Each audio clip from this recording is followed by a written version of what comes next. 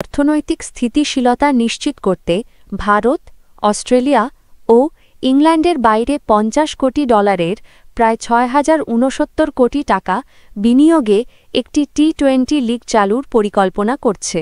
তবে ব্যস্ত আন্তর্জাতিক সূচির কারণে ইংল্যান্ড সৌদির এই প্রস্তাবিত লিগকে সমর্থন দেবে না। ইংল্যান্ড ও ওয়েলস ক্রিকেট বোর্ডের প্রধান নির্বাহী রিচার্ড গুল্ড অস্ট্রেলিয়ার শীর্ষ সংবাদ মাধ্যম সিডনি মর্নিং হেরাল্ডকে জানিয়েছেন, বিদ্যমান আন্তর্জাতিক সূচি, ফ্র্যাঞ্চাইজি লিগের আধিক্য ও খেলোয়াড়দের ওপর অতিরিক্ত চাপের কারণে এমন পরিকল্পনার বাস্তবায়ন সম্ভব নয়। অস্ট্রেলিয়ান সংবাদ মাধ্যম দ্য এজ জানায়, অস্ট্রেলিয়ান ক্রিকেটার্স অ্যাসোসিয়েশনের সাবেক বোর্ড সদস্য নীল ম্যাক্সওয়েল গত ১ বছর ধরে টেনিসের গ্র্যান্ড স্ল্যামের আদলে একটি নতুন টি-20 লিগের পরিকল্পনায় কাজ করছেন।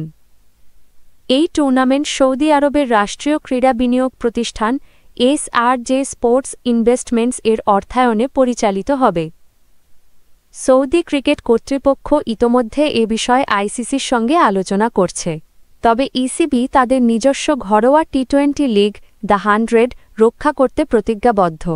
২০২১ সালে চালু হওয়া ১০০ বলের এই টুর্নামেন্ট ইংল্যান্ডে বেশ জনপ্রিয় হয়ে উঠেছে। এর ৮টি ফ্র্যাঞ্চাইজি শেয়ার বিক্রি করে ইতোমধ্যে $১২৭ কোটি, প্রায় ১৫,৪২৮ কোটি টাকা সংগ্রহ করেছে ইসিবি। সৌদির পরিকল্পনা অনুযায়ী ৪টি গ্র্যান্ড স্ল্যাম টেনিস টুর্নামেন্টের মতোই ৪টি ভিন্ন দেশে টি-20 লিগ আয়োজন করা হবে, যার চূড়ান্ত পর্ব সৌদিতে অনুষ্ঠিত হবে। এছাড়া পুরুষদের পাশাপাশি নারীদের জন্য পৃথক টুর্নামেন্ট রাখা হবে, যা লিঙ্গ সমতার প্রচেষ্টার অংশ হিসেবে দেখা হচ্ছে। যদিও ইসিবি সৌদির এই পরিকল্পনার বিরোধিতা করছে, অস্ট্রেলিয়ার ক্রিকেটার্স অ্যাসোসিয়েশন এসিএ এটিকে সমর্থন দিয়েছে।